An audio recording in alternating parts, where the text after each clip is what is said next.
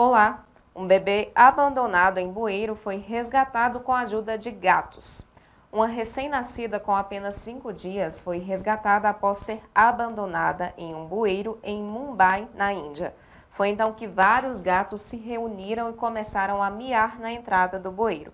O escândalo feito pelos felinos foi tão grande que chamou a atenção dos moradores que foram ver o que estava acontecendo. Ali encontraram o bebê. De acordo com a polícia de Mumbai, o bebê foi levado ao hospital, está seguro e se recupera bem.